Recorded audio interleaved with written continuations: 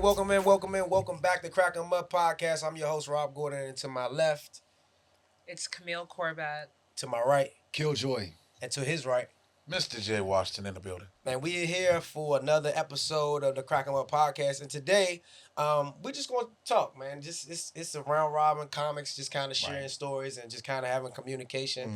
We're going to play a little game that we call Punch 'Em Up, where we actually get to show people how we actually write jokes, but we're gonna write them in person. So, but welcome in, y'all. So, talk about yourselves. Tell us about you. Who you are, where you from, how you got started in the game. We're going to go to my left to the lady in the building. Hi, my name is Camille Corbett. You can find me on social media at The Witty Girl. I'm a stand-up comedian, and I do improv and musical comedy as well. Musical comedy? Yes. What is that? Okay, so I have a song called Find the Clit. I dropped it last Friday. It's super good. I performed at Crackemupla at the Comedy Store you did. a couple Thursdays ago. That. That's what that was. Yeah. Okay. I thought you was just doing a random ass song. No, that is my song. That's your song. Yeah, that I made. Written, produced. Yeah, I did not produce it. No, okay. I have producers. Okay, copy. And engineers. Yeah, I have those. Okay, so you doing like funny songs. Yeah. That's dope. That's and they have to be funny. Gotta be funny.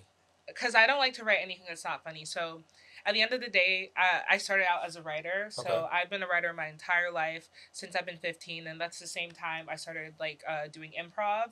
And so I started out honestly in comedy doing improv. In Atlanta? Yeah, in Atlanta. Okay. Yeah, I'm from a suburb in Atlanta called Marietta. I know Marietta. Yeah, I love it. I loved where I grew up. It's really great. Black people run the city in Atlanta, so it was a really empowering place to grow up. Atlanta's not a real place. It's not. It's not. No, it's not a real place. It's a culture shock to go other places. It's not a real place. If, like LA, I feel like black people are so oppressed. I'm like, why did they push you down here? Right. We should take over the city, guys. Atlanta is not a real place. They got happy hours in Kroger's. Like, it's crazy. Yeah, Publix. That is insane. I remember I saw that. I was like... Atlanta's not a real place. You're like, bro, I'm trying to get some groceries, but it's happy hour. It's Nicktopia. Yeah. Nicktopia is crazy. It's the wildest thing I've ever. So take us through the progression. So you started in Atlanta, you're doing your thing, you improv. How do you get to LA? Okay, so basically, I went to the University of Alabama. I studied theater there. Okay. And I Roll Tide. Yeah, Roll Tide, Roll motherfucking Tide. Okay. But yeah, I studied abroad half the time. So cute what she's saying, Roll motherfucking Tide. Right. It wasn't even aggressive. It was just cute, dainty shit. I'm dead. I love Alabama. Okay. Even though it was like racist there, I needed a break, so I studied abroad half the time in the UK, and I studied like comedy there, like so Shakespeare. So you went from racist to more racist. It was different. Like being African American there is like being Black and British here. Okay. So I was giving Idris Elba vibes. Gotcha. They was loving you. Yeah, they were into it. They was on the girl. So yeah, it was fine. I didn't really deal with a lot of. I'm not gonna even do it. I loved it. Leave it. Let her get that off. But then,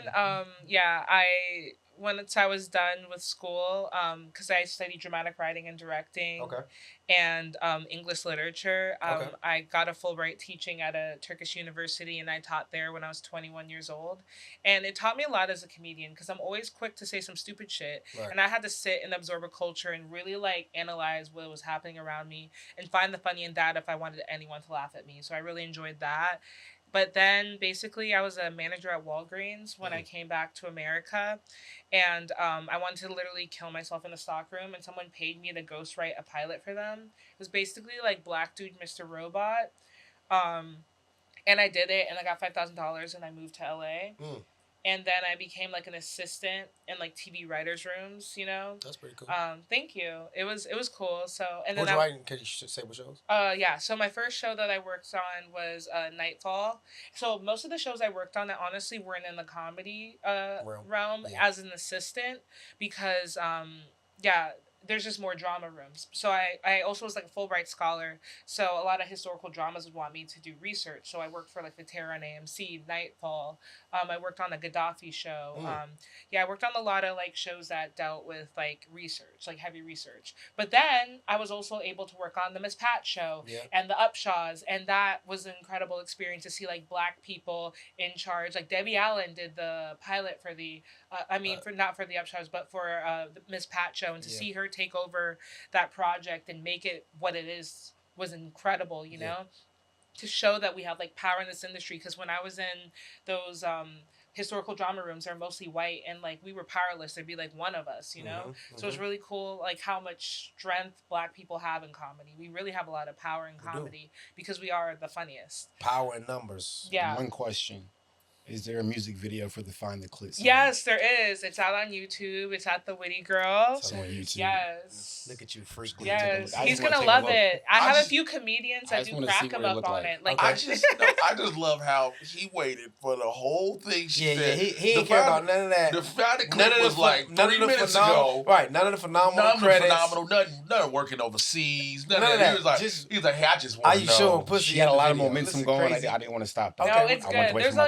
There's some good POV shots. Okay, so you'll like it. Is that spelled CLIT? Yes, find the clip. You can do that later. So listen, let's talk to the audience a little bit. Give me some details about you and where you from, how you got started in comedy, and then how you got to LA. Right. Killjoy out of Omaha, Nebraska. Got started in comedy just by walking into a comedy club. Literally, you know, I was one of the few Black comedians in Omaha, Nebraska. Yeah. A lot of Black people in Omaha, not a lot of Black comedians. So I kind of had to make a way, you know. How'd that work out?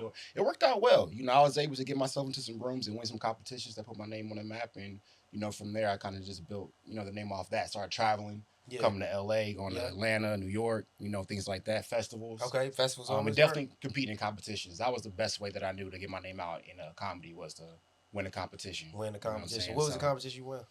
Let's see, cross-country competition, won first place in that. Clash of the Comics competition, won first place in that twice. The U.S. Comedy Contest out here in L.A. was really good, put me on the map and got me signed. I won that first place, 2018. I'm signed to Golden Arts Entertainment, and I just got signed to 360 Comedy under Keenan Thompson, like 4 or 5 days ago. So, congratulations. See, I be having to pull it up out of y'all because y'all don't be wanting to say it. I was waiting my turn. No, that's an exclusive. I was waiting my turn, you know. Hey, brother, listen, I'm not going to congratulate you for that. I know it, Jay. I'm not even worried about it. Okay, you already know that. I know. Why you ain't going to congratulate that man for that? That's all. He's the number one hater of everything. Like that. I demand greatness. Nah, that's greatness. What you talking about? He signed under Keenan Ivory Wayans. Keenan Ivory Wayans? Keenan Ivory Wayans. That's a whole different Thompson. Oh, go. Different. He said Keenan Ivory Wayans. I thought it was one of the Wayans. I'm sorry, Keenan Thompson. Sorry, Keenan, my man. Listen, Keenan's my guy. I would love to work with Keenan Ivory. Don't get me wrong. Keenan's my guy. But okay, Keenan Thompson. What's the difference? That's greatness. Your reception was like, oh shit! I meant Keenan Thompson. You can't even keep track. But he's still a great Keenan though. He's still a great Keenan. All Keenans are great. Shouts out to Keenan. I've never met a bad Keenan. I never met a Keenan outside of those two Keenans. Yeah, I've met several Keenans in my life. So is it anything else you want to tell us specifically about your journey in comedy? Oh man, it's just been something that I had to build on for years, you know, and it was literally one day at a time, or one show at a time, I would say, because when you first start doing stand-up, you think you're going to be famous next week. Tomorrow. You know what I'm saying? You're like, oh yeah, I'm about to hit it big tomorrow. You win one competition, you're like, I made it. It's over. It ain't like that, yeah. How long you been doing the game? How long you been in the game? I've been in the game for almost a decade now, man. 10. Almost a 10-piece. Take a 10-piece to really do something significant in the career. Definitely, man. Take it serious, man. Even to fail, like as many times as I had to go, you know, I remember I took the bus to Chicago for Standing for Diversity. You know what I'm saying? I hated that joke. Yeah. Do they still got that? Hey, no, it ain't been doing it as of we're gonna talk about that. I get PTSD. Hold on. Hey, I got that my horror stories too. Bro. Listen. I met the Lucas brothers. So this is pre-fame Lucas brothers. No, that's when all of us staying there. Lucas brothers. All of us was out in these streets, bro. Yeah. So I remember meeting them, having coffee with them before the competition, and when I saw them outside in the line, and I saw them kind of dressed alike, I was like, these niggas got something. They got. I know they got something. I know they got something for that stage. You don't just come with the twins like this. They gonna do something in there and not do it. As soon as they got on stage, they work right off each other. They perform together as twins. And they're perfect. They know it's like one person. Insane. You gotta look them up. They cold. That stand up for diversity branched off to a TV. They got a deal with NBC for that. Deal off that. But that's back when, and I don't know. It meant something to win to do it. All my comedy fans. So stand up for diversity. It was that thing. At that time, you know, we was all kind of coming up in the game. If you did that and you won, you got a deal. That's when they was giving out deals. Tone Bell came up off of that. So he was the year before I got to the finals. So I got to the finals with Black Ron. That's how I met Tahir. Everybody, listen, bro. I met everybody through that competition, bro. Because standing outside that line, you be out there for 4 hours, 5 hours. Flaming each other. We had a big roll. Let me tell you something. There's a year. So I'll tell you about my stand up for diversity thing. No. We talking about it together. So I'm from Chicago. We knew it was at Jokes and Notes. All those comics, we were out there overnight. Oh, yeah. Y'all was out there for sure. We were out there overnight. And so you had all the Chicago comics out. The Detroit comics came up. And the other people. And we just out all night. And everybody like, hey, man. Roasting. It's 2, 3 in the morning. We roasting. Everybody like, all right, I'm going to go to my car and go to sleep. And you try to wake up so you can get your spot back in line. It's over. And then you like, hey, man, I just hopefully can do this 1 minute. And then you get to call back to the 2 minutes. And it was before I knew. I was always trying to structure long jokes. I didn't have anything short, so I did it. I know I ate it horribly. Yeah. But, man, there was so many people out there when we did it. That was it. I did my stand-up for diversity in New York. So, in New York at that time, it was, there was so many New York comics. Me, Paris, Sachet, Rollo Boykins, Jock Kendall. Then you had all of the New York guys coming down. You had, so many. Someone tip of his tongue. So many names, man. Anyway, y'all niggas know who y'all were. So anyway, so we had Eva Evans. It was a bunch of them. You know what I'm saying? So that's kind of how we met. Like that's that East Coast. That's how everybody linked up. Stand up for diversity, and then we started doing shows, bro. Small world. Start doing shows. You be like, oh yeah, I got a show in DC. Oh, we got some in New York. We swap out. I got some in Philly. I got some.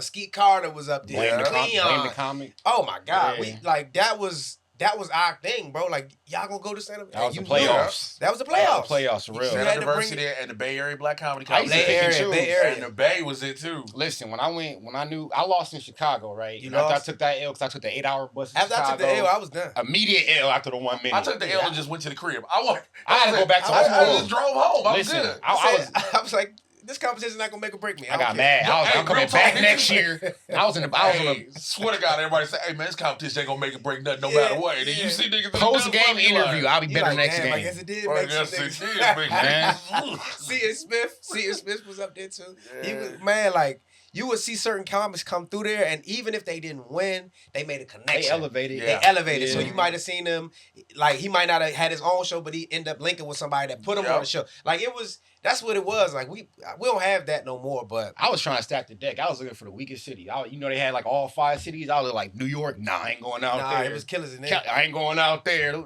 I went to Dallas, and that's where I found my success. I'm dead. That's crazy. At the time, Dallas was cold. Dallas was cold too. It was cold, but it wasn't had no comics like that.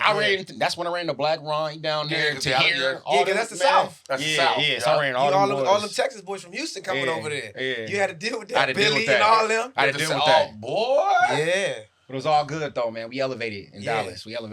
So let's switch directions. So you from Chicago. Yeah, man. Let's talk about Chicago. Chicago, powerhouse city, man. We got to respect Chicago as one of the ones. So talk about coming up in Chicago, what that journey was, and then how do you then transition to LA?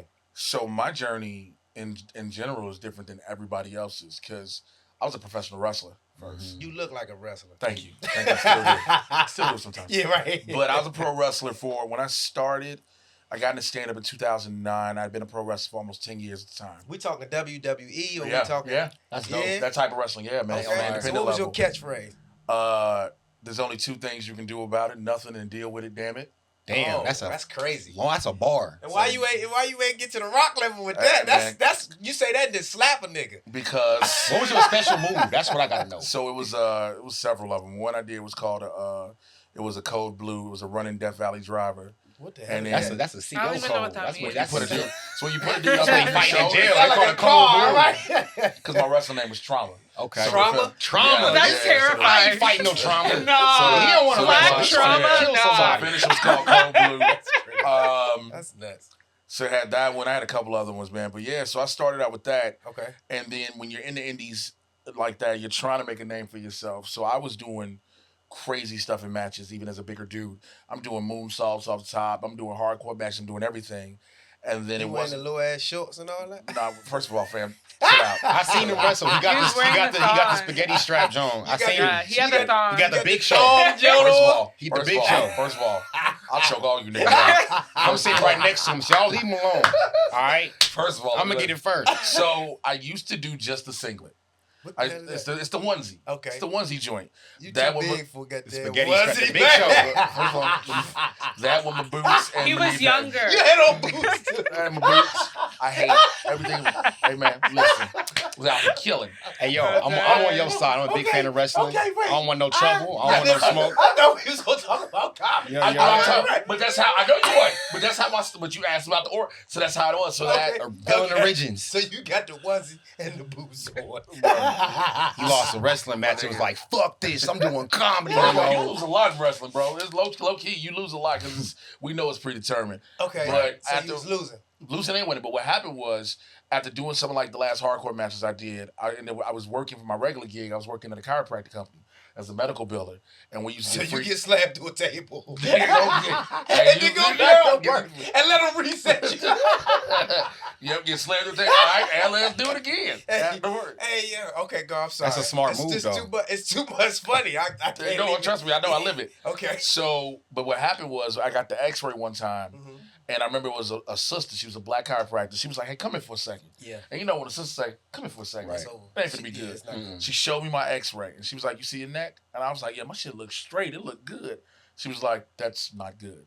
It's supposed to bend like a backwards C. Yeah. Oh, no. She was like, yours is almost going completely straight up and down. Damn. She said, whatever you're doing, you need to stop because your vertebrae are fused. So she was like, luckily, it's not too far gone. So she taught me like some basic little PT stuff to get the curve back in my neck. Which sounds so wild to say. Pause. Yeah, but get the curve in your neck. Yeah, you love when the curve's in your neck. It's insane. I realized as I said it, it's insane. Crazy work. But you got it back. Yeah. But I got it back, which sounds even wilder. But when Facebook first, this is around the same time Facebook first opened up to the public. And so 2002? Not like a little bit, like 8, 9. That's when it opened to the public. Okay. When you didn't have to have a college email. Okay, yeah, that's you just be on it. Okay. And I remember like making statuses. They were always just little funny little quips or whatever. And there was a girl who had a production company. She was from New Orleans. She had moved to Chicago. And somehow her and I came across one another. And she was like, everything you type seems to be funny. You ever thought about doing stand-up? And I was like, not really. Wouldn't know how to get into it. So her and I had a meeting. She was like, yo, I want you to go to this spot. I got a spot for you at this showcase open mic. It's at this legendary place called the Checkerboard Lounge. You're going to do 5 minutes. I was like, 5 minutes? I can write 5 minutes worth of jokes, whatever. Boom. Get ready for that. Go to it. I had no idea it was a legit showcase. I also had no idea a bunch of niggas I'd seen on Def Jam, Comic View, Rail is there, Sean Morgan, Michi Hall, Boy, all these cats I was watching on TV are there. Yeah. So I go up and do my 5 rocks. And I was like, bet. They was like, yo, you need to come back next week. And that was the worst thing that could have happened to me. Because I got too cocky too quick. Yeah. I was like, I know this. Went back the next week and bombed horribly. Yeah. And I bombed for a while. And I openly admit, man, I bombed. I was chasing that dragon. Man. But it wasn't until for me that I realized I was trying to be something I wasn't. I was trying to be a Def Jam Comic View comic. It always starts off that way, man. You always start off trying to... You trying to do that because you think like, yo, what you seen, I'm a black comic from the hood. That's where I grew up. That's what I'm supposed to be. It wasn't until I did open mic at this club, Riddle's Comedy Club. White Club, where the owner, Ken Stevens, was like, he used to pull everybody to the side after the open mic, and he was like, hey, you're hilarious, and you could do a lot of great things except for one thing. And I was like, what's that? He was like, you say motherfucker entirely too much. He's like, I want you to come back next week, do your set clean. The same set, do it clean. Mm-hmm. And I did, and it rocked. And he booked me to start hosting at the club. And I was like, okay. First time I got brought up, the dude who was working the back, he was like, what is your real name?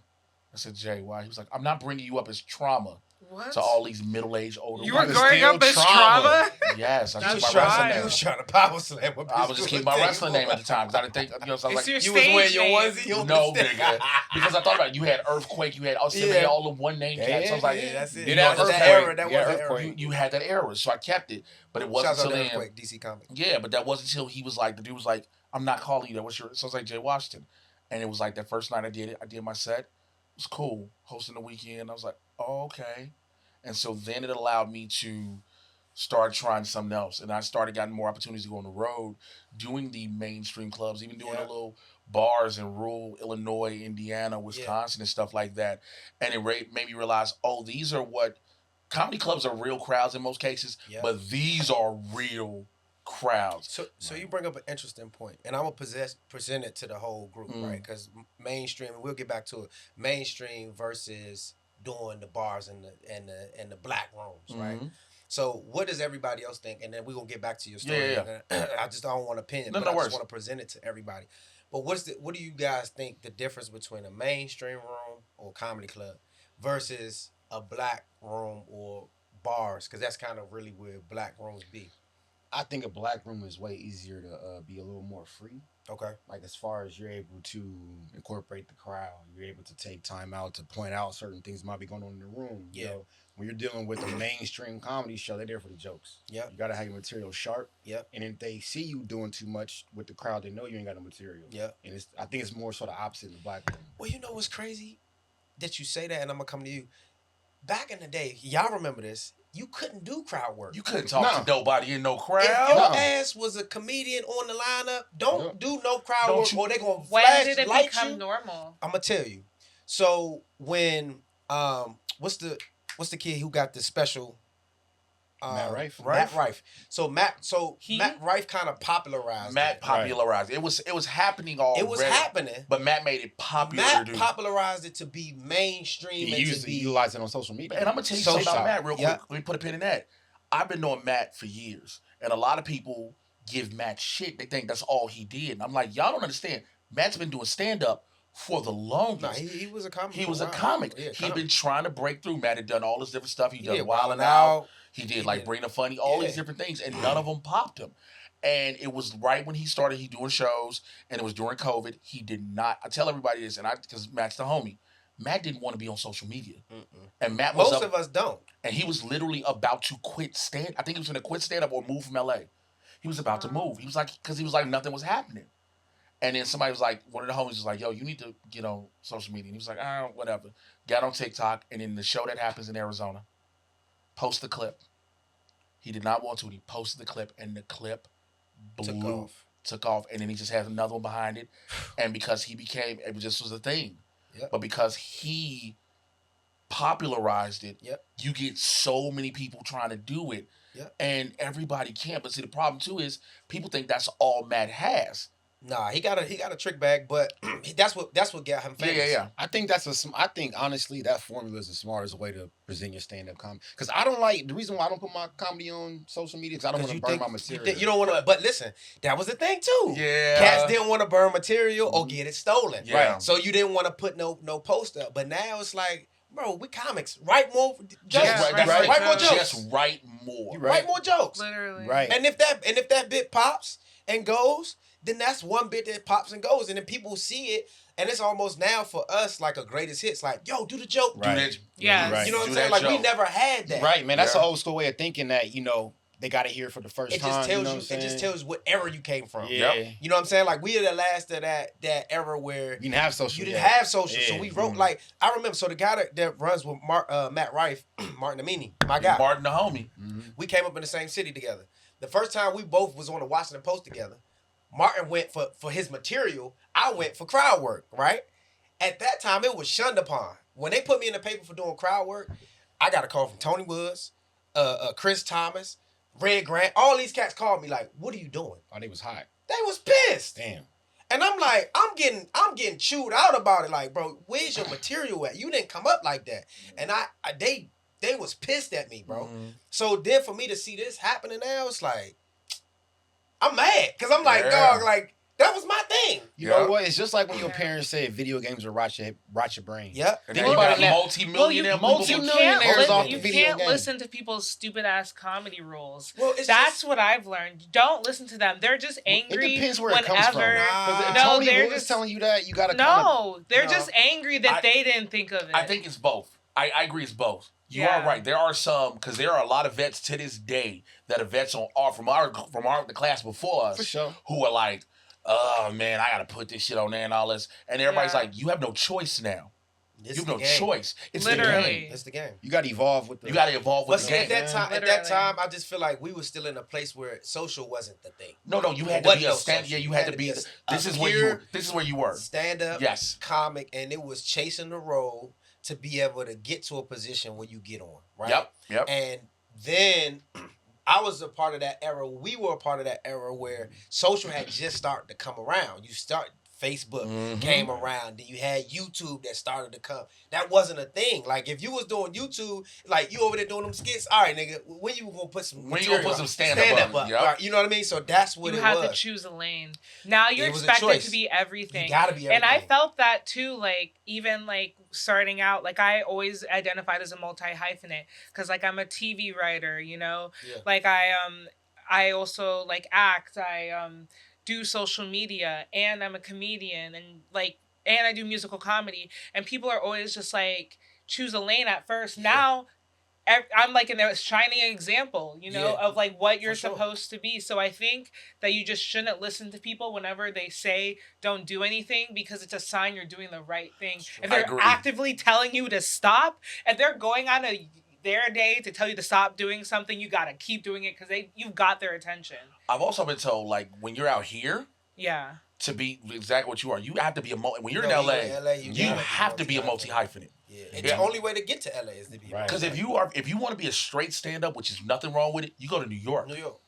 I was told that. That's a tough road, man. New York, man. But it's. But if you want to be a comic, this is what I was told. Do you want to be a sole stand-up comic and work in comedy clubs? Go to New York. Yeah. If you want to be a star, you come to LA. You come to LA. That's why we're here.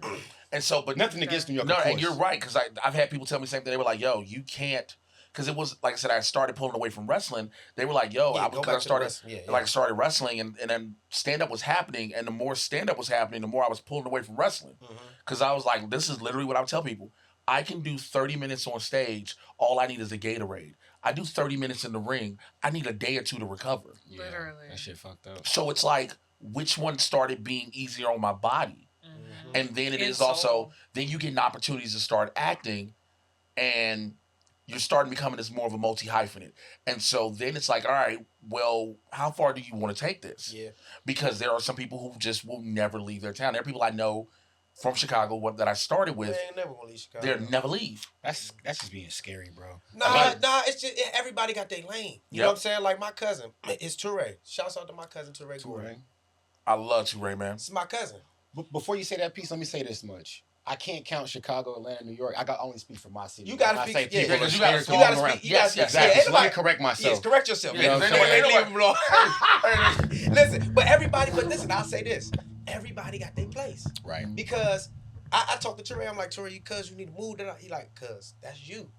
I'm going to hold it down for Philly. Right. And he's been extremely successful doing what he do. Two is another person who got it when it comes to the social media thing. He got it. He realized, he was like, well, I got to do it. No. We got in his ass about it. But that's what I'm saying. Okay, because he was one. When I bring up the people who didn't want to do it, he didn't. Toure was one of the main people who did not want to do social media. Old school. I love social media because also like now like some of my favorite comedians are just like all around the world. Yes. You know? Yeah. Yeah, like, but that came... people like him couldn't be as successful as he is without social media. Toure was always crazy. But that's the crazy thing. Toure was always successful. Yeah, he was. He was always. I remember him coming to Chicago and doing all this. He put on Kevin Hart. Yeah. People forget about that because people see Kevin and they're like, wait, what? Like, yeah. To put him up first at the Laugh House. Yeah, Laugh House. Wow. So it's like you have all these things, but it's like that evolution of the game. So going back to wrestling, like I said, starting having these moments happen, and then I got an opportunity to have a agent at the time who was like, "Yo, I think you could start doing acting stuff," and so I was like, "Okay." And then I started getting auditions, and I was like, I didn't take them seriously, and it wasn't until I got my first ever callback. For those who don't know, that's when they say, "Hey, we want to see you again." Right. And I was like, "Wait, talk what?" about the callback for a second. So, like, for auditions, the game has changed a lot post-COVID. But you would go into a room, you bunch of actors, you reading these sides, you're trying to be this role, and it's sometimes you traveled almost an hour just to be in the room for less than 30, 40 seconds. Yeah. And that's it. Yeah. And you're like, I just did all this time for this. But then you get told, hey, they want to see you again. So now that field is dwindled down to a smaller amount. 10 people now at that point. Now it's like 10 people. And so now it was like, all right, cool. But then it wasn't until for me when I booked a commercial. But the commercial I booked shot in New York. Okay. So you in Chicago at the time? I'm in Chicago. So they literally, I'll never forget, it shot Valentine's weekend that year. It was 2014. The Friday before, because I had to leave that Monday to shoot. The Friday before, they had a car pick me up in my apartment, take me to the airport, fly me to New York for a fitting. So great. Fly me to New York for a fitting. Yeah. After I got fitted, flew me right back to Chicago. Okay. Weekend comes Monday morning, car's there again, fly me to New York. They take me to the place. I get a per diem. I had never had a per diem. You ain't know what that was.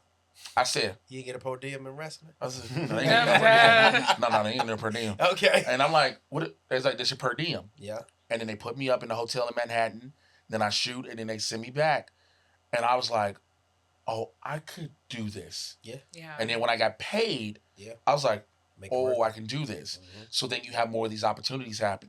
And then I would tell everybody 2015, the biggest blessing in my career at the time happens. I get to do Chirac. I get to work with Spike Lee. I get to work alongside Wesley Snipes. I get to work with Samuel L. Jackson, Jennifer Hudson, Nick Cannon, all these stars, Angela Bassett. And I'm working alongside of them, and we're peers. These are people I'm watching all the time growing up. Yeah. And I'm just like, but we all just kicking it. And it wasn't from that. After that, I was like, okay. The movie dropped. I was like, movie was about to drop. I was like, I got to do something else. I do not want to be just stuck in Chicago. When Amazon's first original picture, which Chirac is, I don't care how nobody felt about it reception-wise, it's Amazon's first movie directed by the legendary Spike Lee. That's great. It is a Spike Lee joint. Yeah. And I was like, I need to do something. And I was like, it was either going to be New York or L.A. And I was like, New York to me at the time was just like Chicago, except everybody's on top of each other. Yeah. And L.A. was something that, if I'm in a movie, I'm one of the stars of a major motion picture. All I can do is consistently go up. Came out here and it had a rude awakening real quick. Because I was like, hey, yo, so I'm going to go to this club. They're going to put me up. I'm finna be in the Spike Lee movie. They was like, all right, cool. So, yeah, well, I was like, yeah, y'all don't understand. I'm in the movie that's out right now.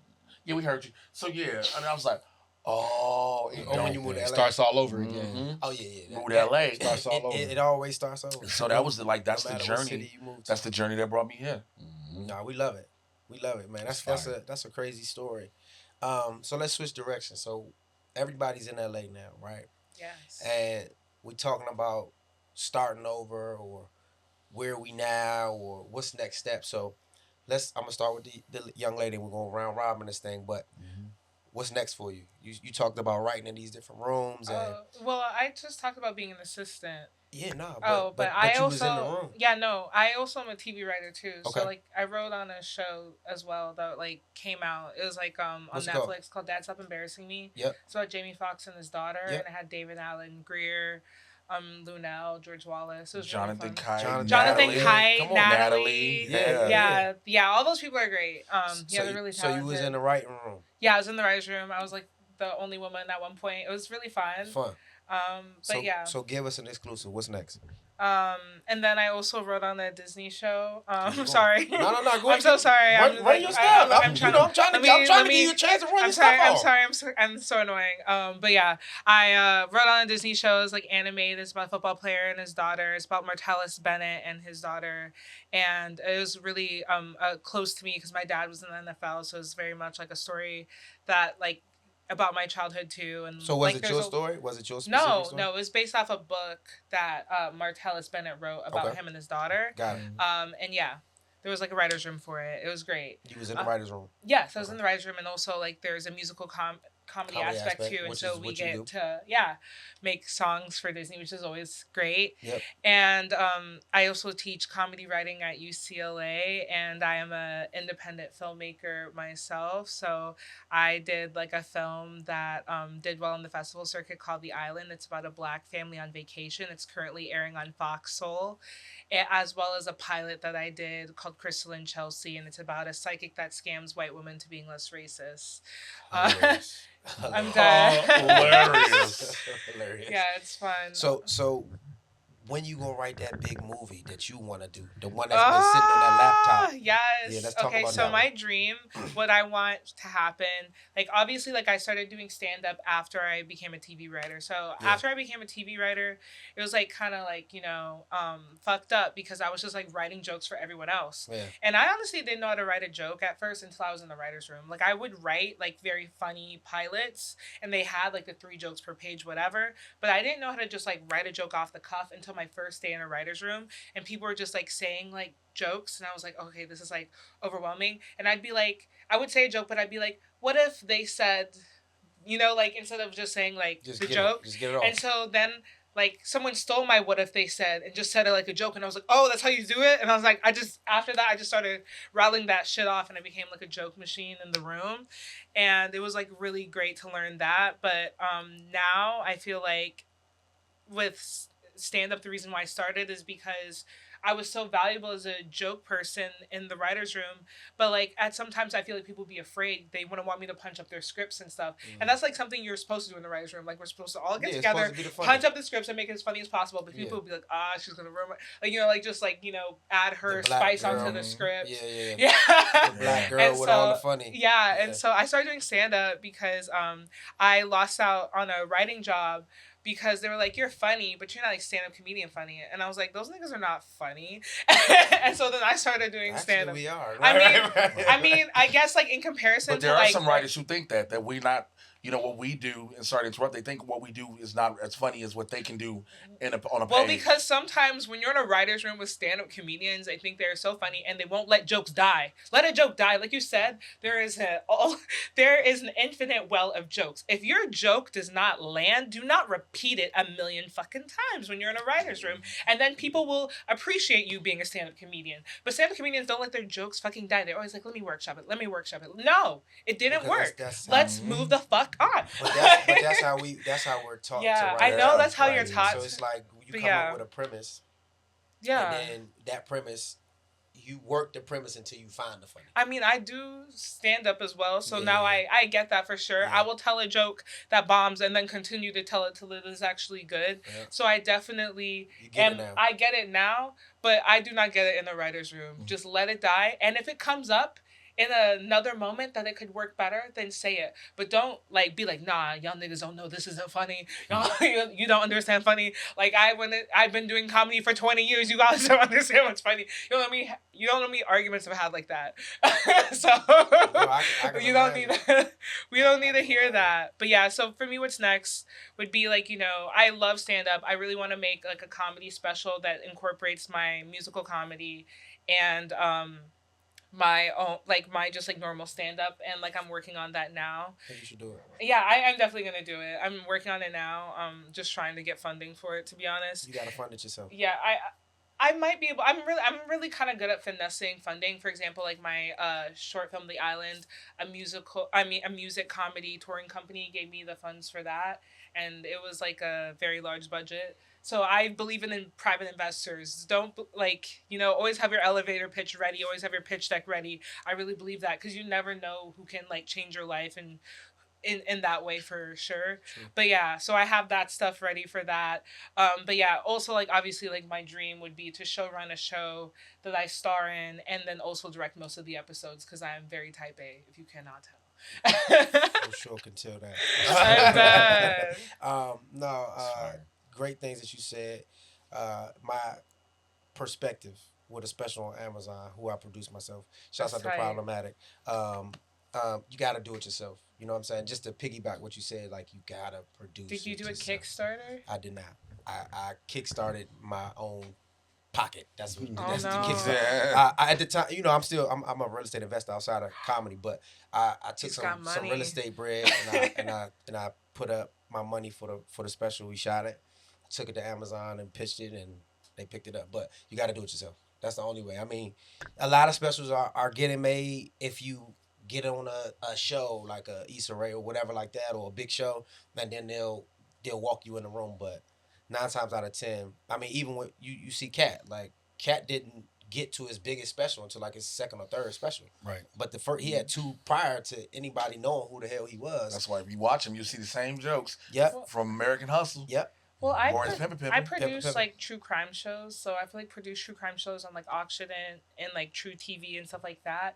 So I'm like good at producing things, but for me, I just like I struggle with like wanting to actually use my own funds for art. I always like either crowdfund or find investors, and I don't know if that's like a negative way to view it, but like I always want to like not put my own money forward. It's a multitude of ways of how to do one thing. And you know what I'm saying? You don't scare the cat one way, but I'm saying what worked for me. Hassan Minaj too. Didn't he fund his first comedy special? A lot of comedians. Yeah. Andrew Schultz. Ryan Davis just funded his. Russell Peters funded his. I mean, Kevin Hart funded all of his. That's pretty much kind of that's the investment. The formula. You know what I'm saying? It's like when they say you gotta invest, make the money back. Well, it's not necessarily easy, but if you have a fan base, right? Let's just say you built the fan base, which you have, which we all have, right? And you say, okay, listen, I'm coming out with a project and I'm going to charge $9.99 on my platform, on my website, right? It gets people to come to your website. So you drive traffic away from other social medias that you don't control. Mm-hmm. You get emails that you can now, if you go to their city now, you got an email list, right? And now if you got another project that you want to pitch, either a TV show, your pilot, whatever, now you're going into a meeting, a pitch meeting at a network and saying, hey, I got 1,000 or 10,000 people that I know are going to watch my stuff. All I got to do is push the button. It gives you a different what do you think level about of marketability. People that do like a YouTube, that just drop their stuff on YouTube? Sure. Same. And it's actually been it's the number one thing to do now. Yeah. It's the thing to do. The way the industry has changed so much, especially post-COVID and a lot of these studios realizing they've burned all this money on streamers, their streaming platforms that have not brought any revenue in. No money. Yeah. We'll always go back to Awkward Black Girl. Yeah. Oh, I love that. Issa took her web series. Larry Wilmore and all of them saw it, and they were like, we can do something with this. Yeah. And from Awkward Black Girl to Hooray and all the stuff that Issa's doing. Yeah. But it was a web series. Love Issa. If you can write it out like, again, people think web series have to be like full TV length episodes. No.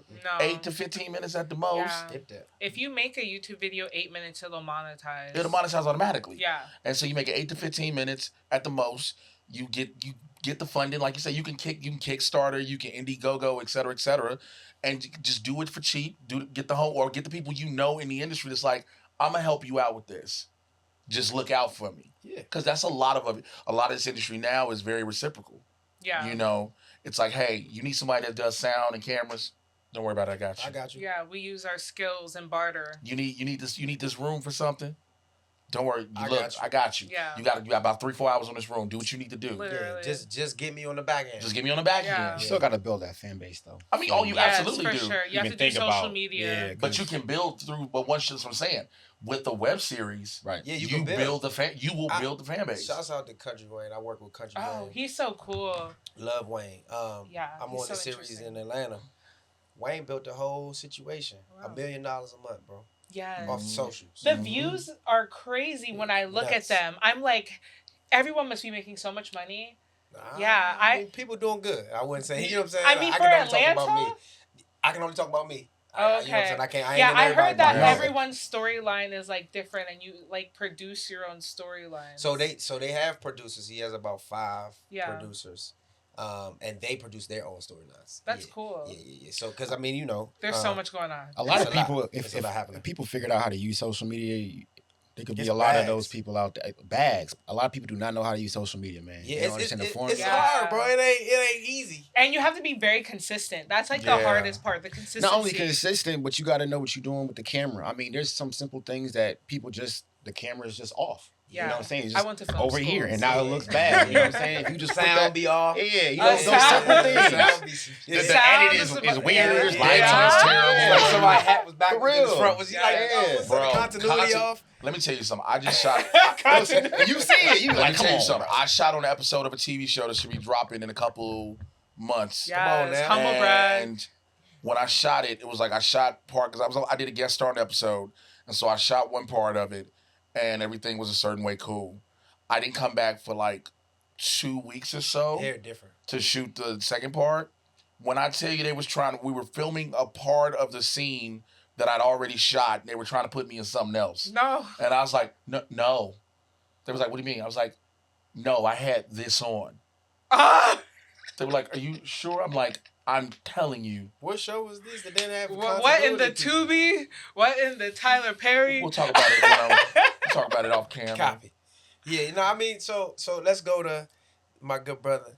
Tell me what's next, man. You just signed to Kenan Thompson, so that's big. Yeah. That's huge. What you cooking? Kind of at this point in the career, just kind of just tightening the nuts and bolts on the career. You know what I'm saying? Yeah. It's more so not the creative side of it, because I think I got that formula down packed. It's something I've studied for some time, but it's the business side of it, man. Yeah. It's making sure that everything you do now is something that you can profit off of. You know, so I think that every creator, every comedian, writer should be making a profit off of their art, no matter what it is. Even if you got to give up something or invest in yourself, like a special or anything of that nature, you got to figure out how to make a profit off of it, because the money is going to be the driving force for a lot of the things you do anyway. For sure. So you can't move around without it. And if you just, at this point, you 10 years in, 12 years in, 8 years in, and you just focused on the craft, you're going to kill yourself at this point. At 10 years, your craft need to be crafted. You know what I'm saying? Like, you know what you need to do. Yeah, exactly. You're like, I need to write more. Right. You know what I'm saying? You should know these things. So it should come natural. But you know, it should come. Yeah. Like, you're like, all right, I ain't putting this time into this. Exactly. Yeah. And now it's all about marketing. And getting back to social media, a lot of people that don't want to use social media, I mean, that's why people die off, unfortunately. Even though you're still respected amongst comics. We're always going to respect you. You always have that place in everyone's heart. But to the up and coming new era of viewers, they don't know who you are. Nope. And people wonder why they're not relevant no more, because they're not. Ain't got 100K or better. Not even. But you know what? You can do well. Listen, with social media, if you got 10,000 followers, you'll do well. As long as they got to be a real 10,000, and are active and an engaging 10,000. And naturally, a lot of people don't understand when it comes to algorithms, social media niches. If you figure out one niche, stop doing multiple things on the internet, trying to do everything. You singing here, you playing basketball, now you out in public. You have to figure out one thing. That's why it worked for Matt Rife, because it's not only is about the content, it's about the consistency of that specific type of content. Mm-hmm. You know what I'm saying? That's how the algorithm picks you up. That's how it pushes you out to everybody else in the world that wants to see that specific content. Mm-hmm. So if you're a basketball player and you're playing basketball one day, right? The algorithm is like, oh, he a hooper. Let me show his videos to all the basketball players. You know what I'm saying? Next day you singing a song, they're like, the algorithm's confused. Right. And I did that dummy. I was like, because I do the reaction videos. And I was like, those do good. They do well. They do great. And I was like, oh yeah, people know me from the nerd world and stuff. So I started throwing a little nerd stuff in there too.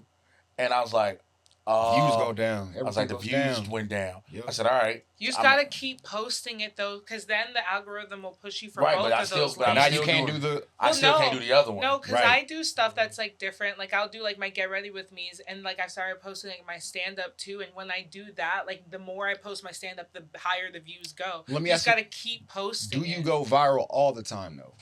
No, it's like a wave. Right, so that's the difference. That's the thing. That's the difference in it. You gotta be willing to go through that down. Exactly. Yeah, I had my reaction videos a hit quickly, and I'm like, I gotta keep on that. So will you only do that though? Would you want your entire page just to look like reaction videos? Well, no, I wouldn't want my shit to look like that. That's the tool though. You gotta understand the formula. Look at Tony Baker, for example. He stuck to animal voiceovers for 10 years. Yeah. That's all he did. Yeah. And after that, he was able to parlay that into sketches. He was able to parlay that into commercials, cartoons. Because his voice was known. Because once you're known, you can do whatever the fuck you want to do. Whatever you want. Yeah. But you gotta get known first. So if you are so stuck in the ways of your own, formula, not you, but in general speaking, if you're stuck in the way of a formula that doesn't work, it's not it's your fault. You know what I'm saying? You gotta adjust. You gotta figure out something. You gotta get famous enough to be able to change. Yep. Exactly. You know what I'm saying? Exactly. Or I mean, for you, it might work. Cause everybody's situation is different.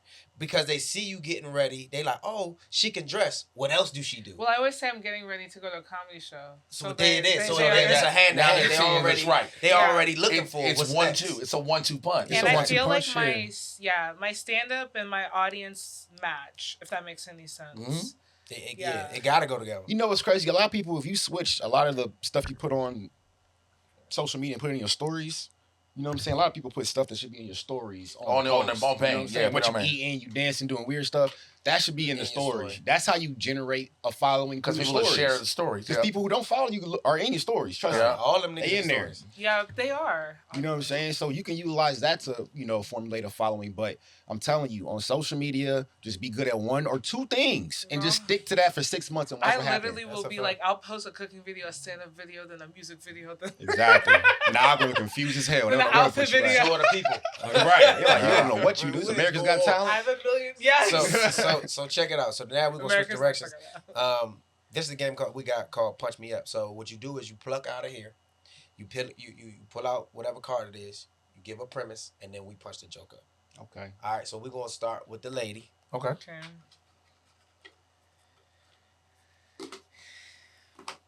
Is cereal soup? No, but cum is. How do we punch that up? 3 dudes. I don't.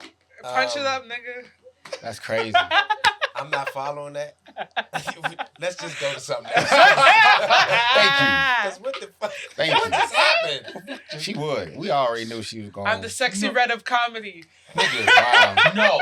I'm sitting here going, is cereal soup? No, but coming. How in the fuck? And the else won't even match in the morning. All right, we're going to go to y'all, man. We're just going to skip. We're going to put your ass in timeout. What? What just happened? Ridiculous inventions. The premise is a machine that turns white people black. Go this way. Oh, so I have to, okay. Machine that turns white people black. I got this. Watch this. This is what happens when you have a really creative imagination and this shit goes wild. Oh, my God. Just excuse me. So there's been a lot of ridiculous inventions in life. Yeah. We all know different ones, most specifically the shake weight. It's the one that teaches everybody how to masturbate or beat off. Right. But you need inventions for today's problems, and beating off ain't a problem. The problem is you need to start having Karens become black women. Hear me out. You need an invention that will take a Karen and take all of her whiteness away and inject her with nothing but melanin and sass. Because once you do that, melanin and sass, and then what happens is you sit her down in front of nothing but the whole series of girlfriends. So then she is transformed. Because now you got to figure out who she going to be. I like that. Not only that, let me piggyback off that. I think that if you get caught being a Karen, you should be sentenced to 5 years being a black woman. And then, so now she's a sassy sister. Now she's a sassy sister. She's a sassy sister.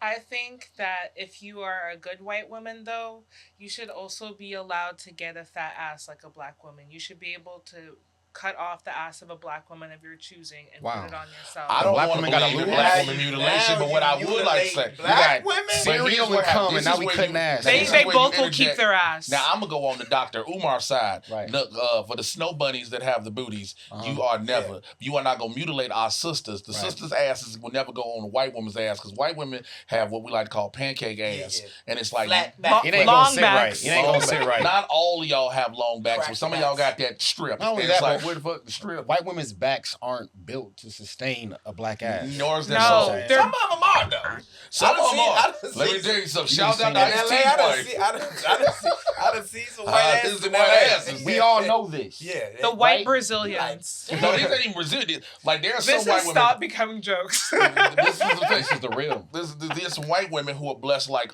Brett Favre's daughter. What? Brett Favre's someone's daughter? Me neither. Brett Favre's daughter.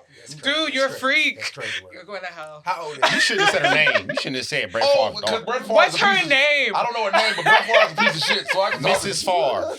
His daughter's phenomenal. Miss Favre. Oh my God. You're a father. Yeah. Yes, I am. Yes, I am. I just hope she's over 19. She's old. She's grown. Oh, okay. Okay. That sounds like a grown. Brett Favre's old. We forget. Yeah, he's old. I don't even know who that is. Cereal and cum, I'm not surprised. Yeah. That truly. What? You the one that went to cereal. I don't drink the milk in my cereal. Just like I don't swallow my cum. Yep, I'm gonna go get up out of here. Go ahead. Get it, man. And piggybacking on what you just said, everyday absurdities. What was the name of that music video? Everyday Find the clip. Everyday absurdities. All right, what's the premise? Shit. The things you have to do to get ready to deal with people you don't like. Oh no. Because we deal with those every day. Yeah. Everyday absurdities. Everyday absurdities. Okay. Things you have to do every day to deal with the people you don't like. I have to put on my panties every day. Jesus H. I see Christ. someone. Father God in heaven, what is happening today? She's in heat. She's over there in heat. I'm not in heat. Anyways, I have to put my panties every time I see someone I don't like because I can't get a glimpse of shit. A glimpse of shit. That's a bar, I think. All right. Everything is sex with you. You like a what? You like a your pussy, your cum, your panties. Mm-hmm. You know. Where's the clit? You made a song about it. I also talked about you go for Disney. Yeah. I mean, Raven Simone was a freak. Now, yeah, they want talent. You can always just get past the rest. This is why Disney kids be fucked up. Yeah, be fucked up. Yeah, right. You be writing for We them. make the kids wear layers. Hey, ladies and gentlemen. Listen. I'm here. I'm a Christian. I think. Okay. I am too. We're gonna get out Jesus loved the hoes. You're not wrong. Which is that's the problem with the thing with that statement. Mary Magdalene was a hoe, but she's not wrong. But they're just like, hey, Jesus loved the hoes too. He hung with the hoes and the folks. Oh God, bless her. Go find me some blessed olive oil. You know who I think was a hoe? What? Mona Lisa. That's why they painted it. But you don't paint a picture of a woman that's not a hoe. Yeah. You gonna paint a picture. Amen. She's probably known she was amused for just being extra wet. That's probably why you painted a picture what of else? her. That's Think true. about it. A lot of my followers have drawn photos of me. Oh God, people so think that makes about sense. they was like, she got that wet. They know. Paint her. Because in that time, like it was unknown to be butt naked. She even got a smile like that. She you can tell she got that gusher. That's a wet smile.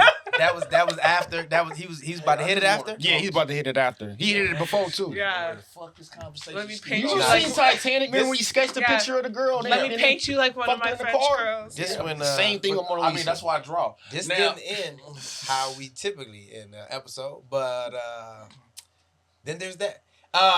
Thank y'all for watching Crack 'em Up. I've been your host, Rob Gordon. To my left, it's Camille Corbett. You can find me at The Witty Girl. To my right, Killjoy. And to my follow me. I lost my follow me. Oh no. To his immediate right, Mr. J. Washington on everything, and I'm just gonna ask for some prayer and blessings because, damn, we all need it after this episode. I'm Rob Gordon. I've been your host, man. It's been good. Peace and love. Good night.